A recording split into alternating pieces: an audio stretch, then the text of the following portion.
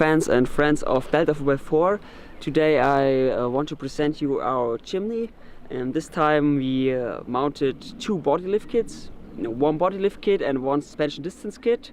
The body lift kit lifts the car 50 millimeters and the suspension distance kit 30 millimeters. For mounting bigger tires, we mounted 33-inch tires. I think these are the highest tires you can mount on a chimney. These are 25% higher than serial. Because they are also so wide, we mounted our wide body kit. It's very decent, I think. It widens the car per side 40 millimeters. Behind me you can also see the stainless steel front bar. This front bar you can mount headlights. We mount the Pia headlights, but let's see which ones. Maybe the round ones, maybe bars, maybe also the cubes. Let's see. And then the last step for this chimney modifications is, I think, a wrapping. See you, bye.